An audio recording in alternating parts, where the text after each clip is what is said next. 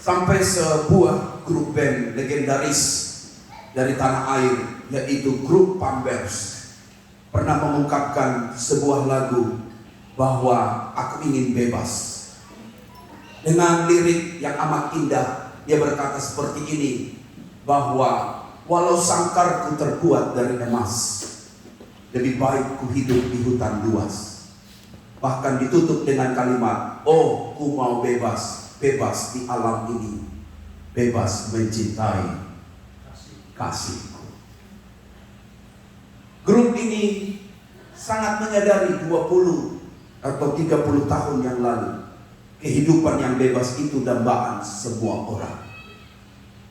Tetapi kita melihat dalam kitab Galatia, bagaimana Paulus sangat heran dengan keberadaan jemaat di Galatia. Karena sekalipun kemerdekaan Kristus itu sudah ada, ternyata orang-orang di Galatia masih gemar berbalik dari kasih karunia Kristus yang telah ada itu. Dengan mereka masih berbicara tentang yaitu garis keturunan. Apakah dia orang Yahudi atau bukan Yahudi? Apakah dia anak Abraham atau bukan? Apakah dia percaya hukum Taurat atau tidak? Apakah dia sudah disunat atau tidak? Paulus berkata, aku heran dengan kamu. Sesungguhnya kuasa kebangkitan Kristus itu sudah ada.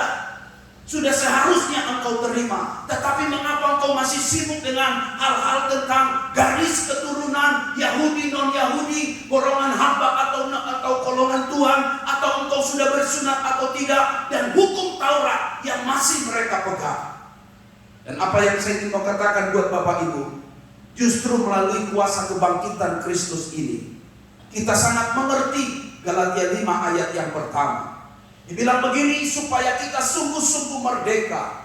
Kristus telah memerdekakan kita. Karena itu berdirilah teguh, jangan mau lagi dikenakan kuk perhambaan.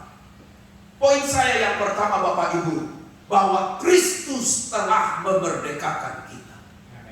Kemerdekaan itu melalui kebangkitan Kristus sudah dinyatakan bahwa setiap hidup orang yang percaya kepada Tuhan tidak perlu lagi diperhamba dengan hal-hal yang dari lahiriah.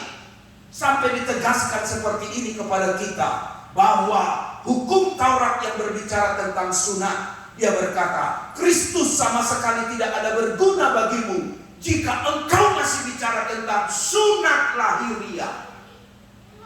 Bahkan lebih tegas dikatakan begini, kalau engkau bicara tentang sunat lahiriah, maka hukum Taurat, satu engkau batal mengerjakannya, maka engkau sedang batal mengerjakan keseluruhannya. Itulah tuntutan hukum Taurat itu.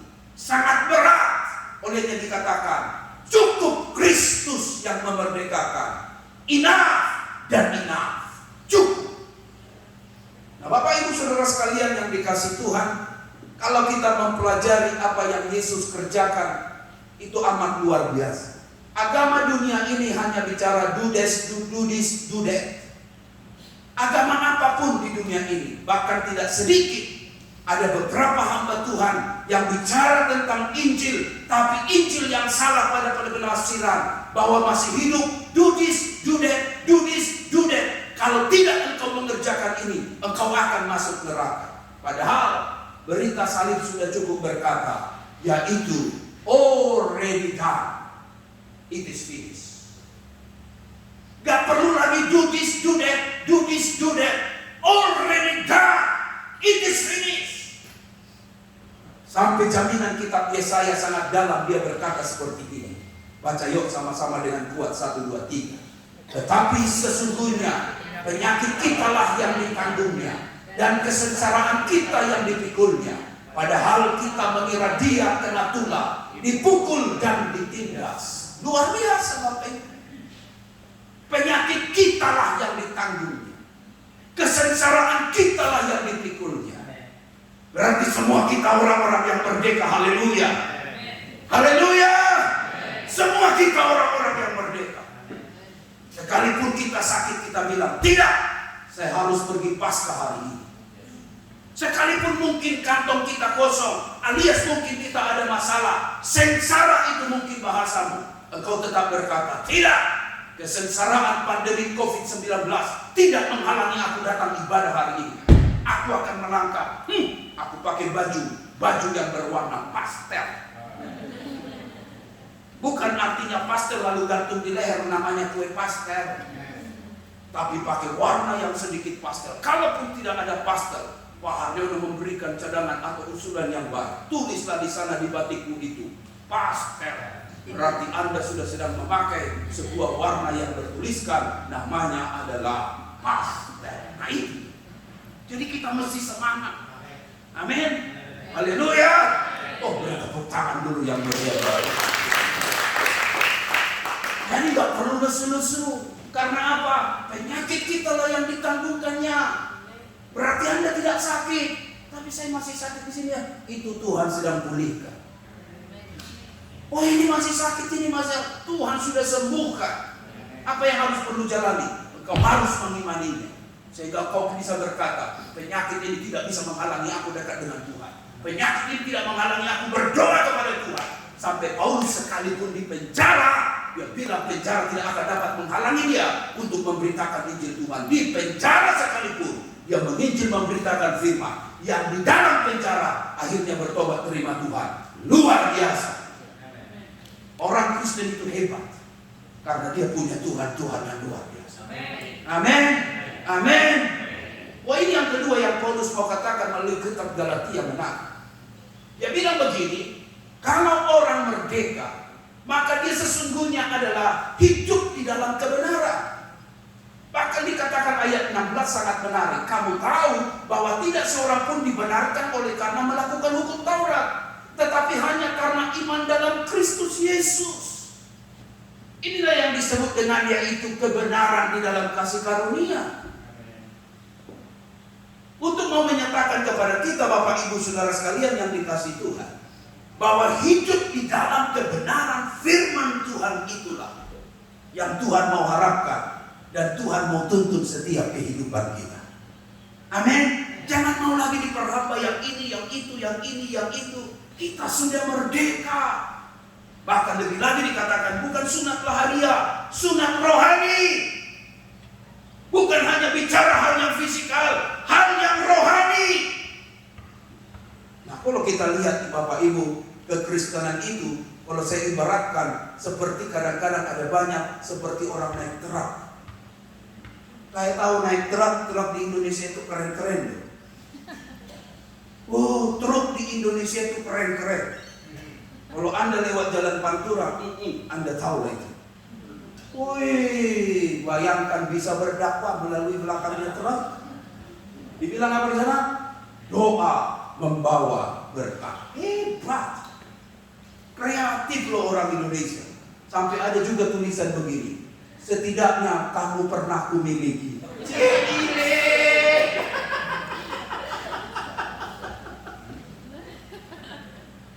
Setidaknya kamu pernah kumiliki. Ambiar. Cile. Good father, broken heart. Bisa Pak Ibu bayangkan keren-kerennya orang Indonesia. Di belakang truk bisa lukis seperti ini indahnya. Oh, hebat sekali. Bahkan truk di Indonesia itu macam-macam. Sampai kreatif, pandemi pun ada kreatifnya. Dia bilang begini apa? Biar aku saja yang pakai masker. Kamu cukup di rumah saja pakai daster.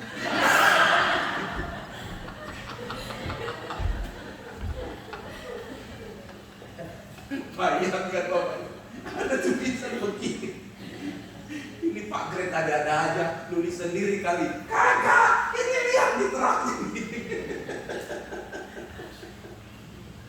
Nah, kekristenan itu kadang seperti ini Bapak Ibu. Sudah naik truk, tapi masih bawa pikulan sendiri. Dan pikulannya itu di dalam truk. Seharusnya sudah di dalam truk, lepaslah pikulan itu. Jangan lagi pikul, namanya bebanmu, penderitaanmu, masalahmu, serahkan. Kamu tinggal duduk, enjoy, angkat kaki di sana. Kebenaran Kristus itu pun demikian. Sudah engkau ada di dalam Kristus, sudah benar-benar merdeka. Kebenaran itu memerdekakan setiap hidup kita. Bahkan kitab Yohanes itu sangat baik. Dia mencatatkannya dengan luar biasa. Dia berkata seperti ini kepada kita. Kalau hidup kita ada dalam kebenaran, maka kebenaran itu akan benar-benar memerdekakan kita. Coba next slide. Baca sama-sama yuk. Ayat ini bukan yang sebelum. Oke, yuk baca bersama 1, 2, 3. Maka katanya kepada orang-orang Yahudi yang percaya kepadanya, jikalau kamu tetap dalam firman-Ku, dan kamu benar-benar adalah murid-Ku, dan kamu akan mengetahui kebenaran, dan kebenaran itu akan luar biasa. Yesus sedang bicara gak cukup jadi orang Yahudi, gak cukup, tapi engkau harus ada di dalam firman-Ku. Dan kalau kamu ada dalam firman-Ku, kamu adalah murid-Ku. Cukup pas sudah jadi murid? Tidak. Kamu akan mengetahui kebenaran. Kebenaran itu akan memerdekakan kamu. Nah, ini yang luar biasanya Bapak Ibu. Biarlah kebenaran yang ada di dalam setiap kehidupan kita sungguh-sungguh bukan hanya kita ketahui, tapi benar-benar memerdekakan kita. Ada orang bilang begini, Pak Pendeta, bagaimana supaya saya biasanya untuk mengusir pikiran negatif dari otak saya ini? Bagaimana supaya saya mengusir pikiran-pikiran jorok, pikiran-pikiran porno, pikiran-pikiran yang menjelekkan orang dalam pikiran ini? Jawaban seorang pendeta itu dibilang begini, engkau tidak perlu marah dengan kegelapan. Engkau tidak perlu menengking kegelapan itu. Tapi cukup masukkanlah terang ke dalam hal yang gelap itu. Maka ketika kau masukkan yang terang itu, maka kegelapan itu akan pun hilang dan sirna. Demikian Bapak Ibu, apapun yang sedang kita alami, mungkin pikiran kita ini masih terjajah dengan pikiran-pikiran masa lalu yang belum bisa dimaafkan, belum bisa diampuni, belum bisa terlupakan. Bagaimana bisa menyelesaikannya? Saya mau katakan satu nasihat yang baik hari ini. Masukkanlah pikiran firman itu, masukkanlah terang itu, maka gelap itu akan bergerak atau akan keluar. Dan demikianlah hidup kita. Kebenaran yang Kristus kerjakan dalam hidup kita adalah sesungguhnya kebenaran yang memerdekakan kita. Poin saya yang terakhir adalah bahwa orang-orang yang merdeka, baca bersama ayat 13, 1, 2, 3. Saudara-saudara, memang kamu telah dipanggil untuk merdeka keras, tetapi janganlah kamu mempergunakan kemerdekaan itu sebagai kesempatan untuk kehidupan dalam dosa, melainkan layanilah seorang akan yang lain. Wow, hebat sekali Bapak Ibu. Inilah kehebatan firman itu. Dia bicara step by step. Dan terakhir, jangan jangan salah kamu mempergunakan kemerdekaan untuk melakukan dosa, tetapi layanilah seorang akan yang lain. Luar biasa, luar biasa. Bapak Ibu, permasalahan kita seringkali adalah di problem ini, yaitu ego. Apapun ceritamu, baik itu rumah tangga, pekerjaan, ataupun pelayanan, selalu terbentur dengan masalah ini. Orang selalu berpikir dia orang yang paling penting. Betul? Orang selalu berpikir apa? Oh, I'm orang hebat. Saya orang ini, orang yang nomor 1. Saya tersentuh dengan kesaksian dari seorang wanita ini, Melanie Ricardo, yang akhir-akhir ini di infotainment, cek and recheck, kabar-kabari, insert, dan kisah seputar selebriti. Digosipkan rumah tangganya sedang diujudkan. Tiba-tiba muncullah kedua orang ini diwawancara. Dan Melanie Ricardo, dia berterus terang, dia bilang, betul, rumah tangga saya sekarang sedang diambang kehancuran. Mengapa, kata dia, sampai dia pergi ke counseling marriage untuk mendiskusikan, mencari solusi bagaimana pernikahan. Ini orang Australia, sekawan ini, namanya Raisa. Dan akhirnya dia bilang begini, permasalahan di rumah tangga kami bukan karena uang. Puncak ribut di rumah tangga kami bukan tidak adanya beras, tapi seringkali ego yang susah mau ditaklukkan dan ditundukkan. Karena kalau saya pulang, betul saya selebriti, kata dia. Saya diundang kemana-mana dengan bayaran yang wah, sibuk luar biasa. Tapi seringkali saya pulang ke rumah, saya berpikir saya sudah jadi bos. Semua saya bisa perintahkan dengan hanya menunjuk jari. Tapi melalui konseling pernikahan itu saya mengerti bahwa sekalipun di luar saya jadi bos, saya banyak kru anak buah, kemana-mana saya orang selebriti. Tapi ketika di rumah tangga, saya harus tunduk dengan suami saya. Ketika saya ada di rumah tangga, saya harus bilang kepada suami saya, suami engkaulah kepala. Aku harus tunduk kepada suami. Mereka akhirnya dipulihkan rekonsiliasi satu dengan yang lain. Dan saya sangat senang melihat video itu, karena akhirnya ada satu pemulihan yang luar biasa. Bukankah itu yang sedang terjadi di dalam rumah tangga kita, Bapak Ibu? Bukan karena nggak ada duit, betul? Bukan karena nggak ada yang disebut dengan penghasilan, bukan karena nggak ada mobil, bukan karena nggak ada anak, bukan. Tapi seringkali ego yang nggak mau ngalah, yang gengsi minta maaf, yang mau bilang sorry susah. Dan akhirnya yang jadi adalah rumah tangga mulai hancur, mulai dingin. Suami sudah mulai tidak mau pulang. Istri mulai berkata, tunggu dia. Dia baru tahu siapa saya. Saya beli ini, saya beli ini. Pulang dia, maaf, tinggal kolor. Seringkali itu terjadi. Di pelayanan pun begitu, Bapak Ibu.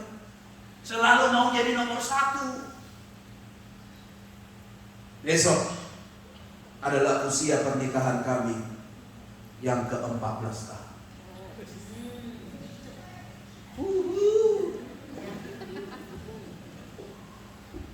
Berbeda satu dengan yang lain. Dia tes saya kemarin. Jangan-jangan kamu lupa tanggal ulang tahun pernikahan kita. Masa S3 lupa? Saya bilang, tidak, saya ingat. Mari kita selesaikan di sini. Saya bilang dengan dia, kita cukup makan di Malatan, selesailah kampung tengah. Langsung dia jeling dengan saya, masa cuma segini? Kata dia. Kenapa wanita begitu ya Pak? Kenapa Pak begitu ya wanita ya? Iya, kok minta mercy gitu ya? Saya bilang, ya baik sayangku, kita selesaikan. Kalau tidak di Malatan, kita di Melete. Tetapi yang saya mau cerita sederhana, Bapak Ibu, pernikahan itu, Richard Huta Barat berkata, memang lawan jenis. Namanya lawan jenis. Semua katakan lawan jenis. Nah itu, sering berlawan, sering fight, karena beda. Yang wanita rasanya, apalagi wanita dengan kalimat saktinya, mau pergi kemana, makan di restoran mana, terserah. Oh, itu kalimat yang sangat susah diterjemahkan. Sampai saya pun menerjemahkan serta memparsinya secara Yunani dan Greek. Itu susah sekali aku mengerti. Kalimat namanya terserah. Kita bawa ke tempat jualan bakso, gak mau. Masa cuma segini? Tadi ngomongnya terserah. Restoran Korea pun dia bilang, ini cuma ini, ramen tok. Tapi ini tadi terserah. Dibawa ke steak, dia bilang, masa cuma steak? gigi saya jadi sakit, sakit. Katanya, tadi bilangnya terserah. Hati-hati Bu, itu kalimat memang sakti luar biasa. Maafkan kami sampai sekarang gak bangun mengerti kata itu. 14 tahun kami menikah, bukan hal yang mudah. Syaratnya cuma satu Bapak Ibu, ego lah yang sering jadi permasalahan kita. Susah mau minta maaf, susah mau say sorry. Oh, merasa hebat dan mampu. Tapi kita belajar hari ini sesuatu yang baik, yaitu apa? Belajar melayani satu dengan lain. Orang yang melayani tidak lagi memikirkan dirinya sendiri. Katakan amin. Katakan amin. Orang yang melayani tidak lagi memposisikan dirinya sebagai Tuhan. Dan orang yang melayani akan melihat dia hanyalah seorang pelayan. Karena dikatakan dalam ayat ini sesuatu yang baik, dia bilang begini, maksudku ialah, baca bersama, hiduplah oleh Roh, maka kamu tidak akan menuruti keinginan daging. Akan tetapi jikalau kamu memberi dirimu dipimpin oleh Roh, maka kamu tidak hidup di bawah. Udahlah, gak usah ribut karena teologi. Udahlah, gak usah ribut karena ajaran. Udahlah, gak usah hidup. Siapa penulis kitab Ibrani? Paulus atau Petrus? Sampai di level ini banyak doktor teologi, termasuk saya, masih kami berbeda untuk menentukan siapa penulis kitab Ibrani. Ada orang berkata Paulus, ada orang berkata Petrus, ada orang berkata seseorang. Kenapa kita ribut karena ajaran? Kenapa kita ribut hanya karena satu ayat? Kenapa kita ribut karena siapa penulis kita? Alkitab mengajak kita hari ini, stop! Orang yang merdeka, dia melayani orang lain. Orang yang merdeka melayani Tuhan. Marilah kita bersama melayani Tuhan. Haleluya, haleluya. Marilah kita bersama melayani Tuhan. Itu yang terpenting. Maka dikatakan kepada kita, seorang Bill Graham seperti ini, to receive Christ, to pay nothing. To follow Christ, you have to pay something. But if you want to serve Christ, kalau engkau mau melayani Kristus, you have to pay everything. Engkau harus membayar harga. Dan itulah yang Kristus kerjakan ketika dia harus menerima pelayanan cawan itu, di mana dia berkata, not my will, but your will. Dengar baik, to receive Christ, kata Bill Graham, kamu tidak perlu bayar apa-apa. But if you want to follow him, kalau engkau mau mengikut dia, you have to pay something. Engkau harus pergi ke gereja Bapak Ibu, engkau harus bayar perpuluhan Bapak Ibu, engkau harus melayani orang lain Bapak Ibu, masak, do something, melayani. Tapi kalau engkau sudah bicara tentang full melayani Tuhan, satu kalimat yang Bill Graham titipkan, yang meninggal di usia 99 tahun, penginjil hebat Amerika, sampai 4 generasi presiden di bawah daripada doanya untuk para presiden itu. Dia bilang begini, you have to pay everything. Saya bilang sama istri saya, hari Minggu saya adalah hari kita melayani Tuhan. Olehnya hari Minggu dilarang berantem. Kalau mau berantem sayang, kita tunda hari Senin. Makanya hari Senin kami suka berantem 2 ronde. Mengapa 2 ronde? Karena hari Minggu dilarang buka maju. Karena hari Minggu itu untuk Tuhan dan jemaat. Muka harus senyum, walaupun gigi tidak ada. Harus senyum sambut, walaupun kesal di hati, harus tetap senyum. Karena itulah saya mengerti, saya bukan hanya suami bagi dia, tapi saya juga seorang hamba Tuhan. You have to pay everything. Beri tepuk tangan dulu buat Tuhan kita yang hebat. Bapak Ibu, menarik sekali saya mau katakan buat kita terakhir. Grup Pampers mengeluarkan lagu yang sangat-sangat legendaris. Tahu lagunya apa nih? Lagunya gimana kira-kira pertamanya? Oh, mulai ada nada dari E ini. Oh, naik sedikit, G. Masihkah kau ingat waktu di desa? Menariknya Bapak Ibu di lagu ini, dia bicara tentang cinta itu gak boleh egois. Liriknya dia bilang begini, meskipun kini kau telah berdua, itu bukanlah kesalahanmu. Gak mau nyalain pasangannya. Ku hanya ingin dapat bertemu. Bila bertemu, puaslah hatiku. Dia gak maksa. Ojo mokso. Opo ini. Dia gak maksa. Asal ketemu aja. Udah puas hati saya. Dia gak bilang begini. Awas ya, kalau lo gak sayang sama saya, gua tunggu janda lo. Gak kayak gitu. Gua tunggu lo sampai juga. Gak kayak gitu. Dia gak maksa. Dia rela. Karena saya mengerti Bapak Ibu, melayani itu harus dengan cinta yang rela. Saya buka dengan lagu Pampers tadi. Saya tutup dengan lagu Pampers untuk mau cerita buat kita. Ketika kita melayani Tuhan, jangan maksa orang. Amin. Amin. Amin. Khotbah saya ini gak mau maksa. Saya belajar itu. Karena siapa saya mau maksa orang? Yesus sendiri pun gak maksa kita. Haleluya. Haleluya. Amin. Dia hanya kerelaan bagi kita. Dan saya melihat di kayu salib, Yesus mati buat kita. Apa yang kita lihat? Kasih itu rela, tidak maksa. Yesus mati tidak terpaksa. Dialah pelayan sejati. Amin. Dialah pelayan sejati. Kalau ada cinta, ada kasih, gak maksa.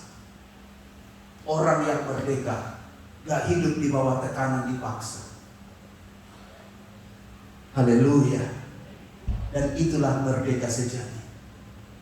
Kita gak terpaksa. Kita mengerjakannya tulus, mengerjakannya dengan sukacita, dan nama Tuhan dipuji dan dipermuliakan.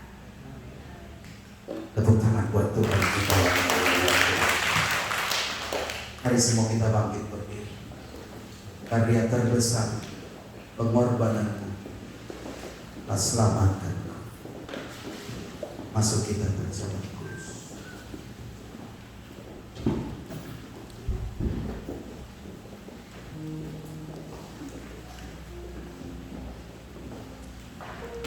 Kasih Tuhan untuk kebaikan-Mu. Oh haleluya. Terima kasih Tuhan untuk pengorbanan. Sungguh pelayan yang sejati. Iring kami, bawa kami.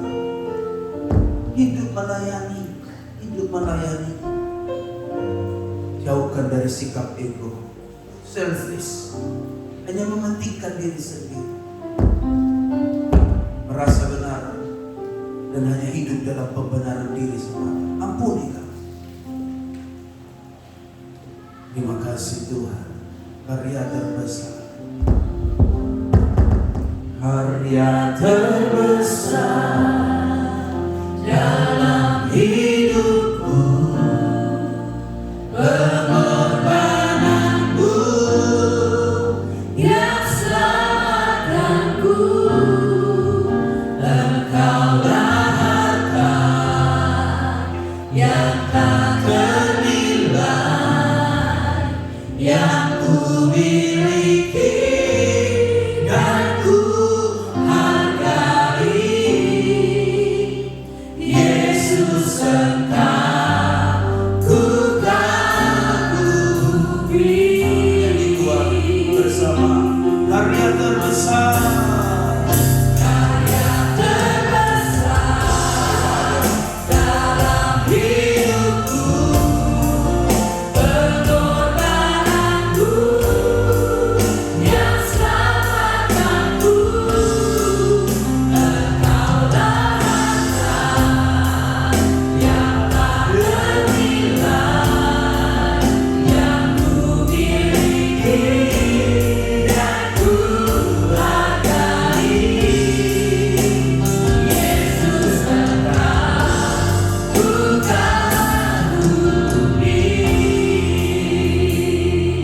Sebentar kita akan masuk di dalam perjamuan kudus. Apakah Bapak Ibu sudah mendapatkan roti dan anggur? Bagi yang belum mendapat boleh angkat tangan, nanti pelayan Tuhan akan memberikan kepada saudara. Haleluya, saya rasa semua kita sudah diberkati Tuhan dengan firman-Nya. Bapak Ibu yang dikasihi Tuhan, kasih-Nya sempurna di dalam hidup kita. Katakan sempurna. Tidak ada yang bisa kita lakukan untuk menambahi kasih-Nya kepada kita, atau tidak ada sesuatu yang bisa kita lakukan untuk mengurangi kasih-Nya kepada kita. Sebab His love is perfect. Kasih-Nya sempurna. Betul. Dan disampaikan Pastor Greg, Tuhan tidak pernah memaksa saudara untuk mengasihi dia. Tetapi karena kasih-Nya yang luar biasa, dia paksa dirinya taat sampai di atas kayu salib. Dan hari ini kita tahu kuasa kebangkitannya memerdekakan kehidupan kita. Kita buka, kita siapkan akan roti kita dengan tangan kanan ke atas.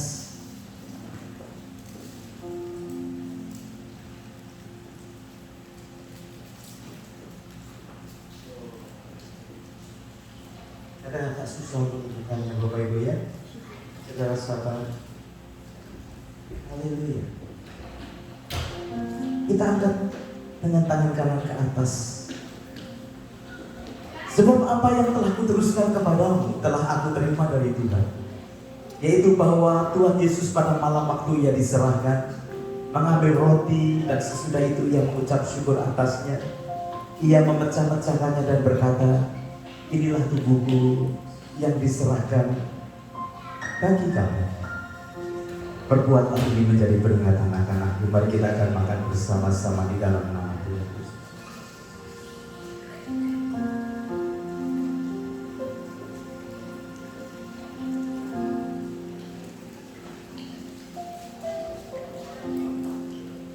Angkat anggur dengan tangan kanan ke atas, simbol dari hormat kita karena curahan darahnya tebus dosa kita sekalian. Demikian juga ia mengambil cawan sesudah makan, lalu berkata, cawan ini adalah perjanjian baru yang dimeterakan oleh darahku. Perbuatlah ini setiap kali kamu meminumnya menjadi peringatan akan aku. Kita minum bersama-sama di dalam nama Tuhan Yesus.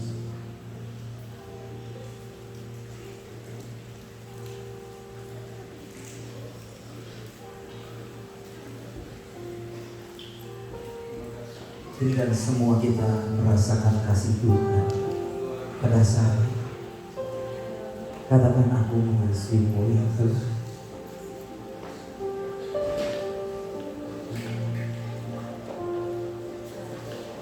Kebangkitan yang memerdekakan kehidupan kita.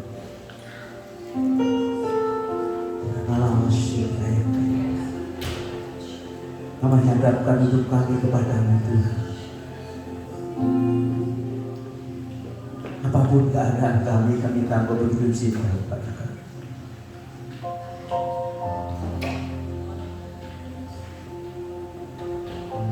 Karena kebangkitan-Mu memberikan pengharapan yang baru. Kami tahu tidak ada yang sempurna di tempat ini,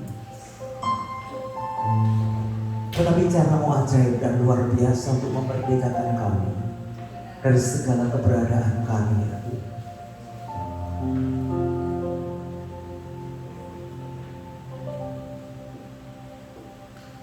Kau membebaskan umat-Mu dari perbudakan Mesir ketika keluar dari Mesir. Hal yang sama Engkau memerdekakan kami dari perbudakan dosa. Engkau meluputkan umat-Mu dari kematian. Karena tanda percikan darah di setiap ambang pintu mereka. Kau juga Tuhan membebaskan kami dari kematian yang kekal karena ada tanda Kristus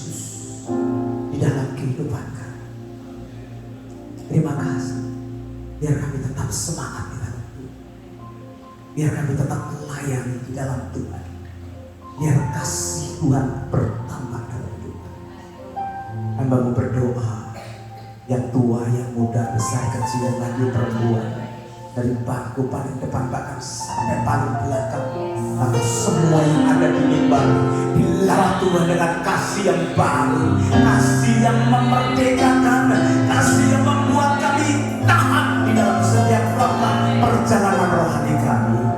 Terima kasih untuk Easter, Paskah yang luar biasa. Hati kami bersyukur, mata kami memandang kepada Tuhan. Terima kasih Bapa. Berkat-Mu atas umat di dalam nama Tuhan Yesus. Mari semua yang sudah dimerdekakan, kita berkata dengan keras, haleluya. Tuhan Yesus memberkati kita sekalian. Silakan Bapak Ibu.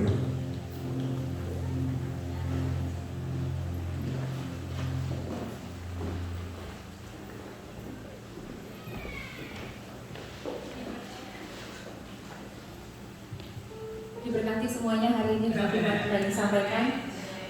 Kami dari segenap jemaat dan pastoral mengucapkan terima kasih buat Bapak Pendeta Greg Muller untuk menyampaikan firman Tuhan hari ini. Terima kasih.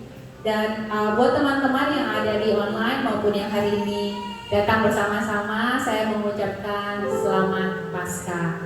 Biar kita terus mengingat kebaikan Tuhan di dalam hidup kita. Amin. Amin. Jadi pengumuman hari ini seperti biasa, kebaktian Awastu diadakan setiap minggu jam 10 di Kensington Desawa Resto. Jadi jangan lupa untuk terus beribadah bersama-sama di Desawa. Kedua, House of Sacrifice diadakan setiap minggu jam 2 sore. Juga terus ikuti kebaktian-kebaktian yang terus dijalankan melalui online. Service ada kebaktian penuai setiap sebulan 2 kali dan juga House of Grace di hari Minggu jam 6. Juga teman-teman, saya jemaat yang dikasih Tuhan mengingatkan nanti sore ada Easter khusus buat anak-anak. Jadi yang punya anak jangan lupa jam 2 sore hari ini kita adakan kebaktian khusus buat anak-anak kita, untuk kita terus mengencourage mereka untuk mengingat kasih Kristus buat hidup mereka juga. Oke. Waktunya kita memberikan persembahan yang terbaik buat pekerjaan Tuhan. Mari kita semua sudah dapat amplop. Mari kita mau bangkit berdiri bersama-sama. Kita mau berdoa. Sebelumnya kita baca yuk 2 Korintus 9 ayat 7 untuk mengingatkan kita bahwa apa yang kita berikan kepada Tuhan buat pekerjaan Tuhan harus disertai dengan hati yang bersukacita dan sukarela. 2 Korintus 9 ayat 7 berkata, hendaklah masing-masing memberikan menurut kerelaan hatinya, jangan dengan sedih hati atau dengan paksaan, sebab Allah mengasihi orang yang memberi dengan sukacita. Mari kita berdoa bersama-sama. Bapa, kami sungguh mengucap syukur untuk hari ini Tuhan. Terima kasih untuk kebaikan-Mu ya Bapa. Engkau rela memberikan hidup-Mu untuk kami Tuhan yang berdosa ini. Kami sungguh mengucap syukur Tuhan. Tuhan, waktunya kami memberikan yang terbaik buat pekerjaan-Mu, buat memperlebar kerajaan-Mu ya Bapa. Tuhan, pakai hamba-hamba-Mu juga yang mengolah, biar hikmat pengaturan itu datang daripada-Mu. Berkati anak-anak-Mu yang membawa persembahan, kami percaya tidak pernah kami kekurangan apa yang baik yang datang daripada-Mu ya Bapa. In the name of Jesus, kami mau memberikan dengan sukacita. Semua berkata, haleluya, amin. Silakan memberikan.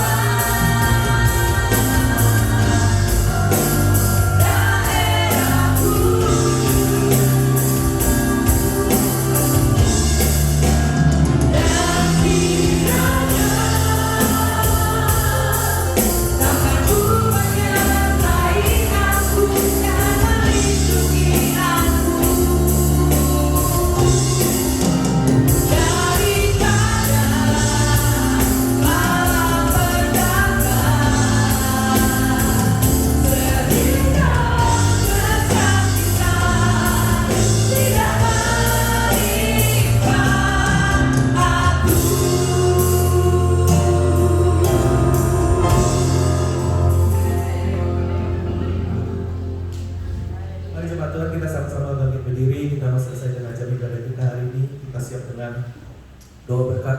Bapa di surga, terima kasih Tuhan buat hari ini. Kami percaya Tuhan, Kau sudah melihat Tuhan persembahan pujian kami, penyembahan kami kepadamu Tuhan. Terima kasih Tuhan kalau kami masih boleh diizinkan datang untuk berbakti bersama-sama di ibadah Paskah hari ini Tuhan. Sungguh anugerah yang besar yang Kau berikan dalam hidup kami Tuhan. Terima kasih telah mati bagi kami. Terima kasih telah memerdekakan kami. Terima kasih telah mengasihi kami. Terima kasih telah mencintai kami Tuhan. Sekarang jemaat, mari arahkan tanganmu ke atas. Jemaat yang dikasih Tuhan, kiranya Kau pulang membawa berkat, damai sejahtera yang daripada Allah Bapa, cinta kasih yang daripada Tuhan Yesus Kristus, serta persekutuan yang indah bersama dengan Roh Kudus boleh menyertai kehidupan kita semua sampai Maranatha Tuhan Yesus datang untuk menjemput kita yang kedua kali, dan kita boleh didapati sebagai hamba-hamba yang melayani Tuhan, hamba-hamba yang setia dan hamba-hamba yang berkenan di hatinya. Di dalam nama Tuhan Yesus Kristus kita semua sama-sama mengatakan amin. Amin. Tuhan Yesus memberkati kita semua. Selamat berfellowship satu dengan yang lain. God bless.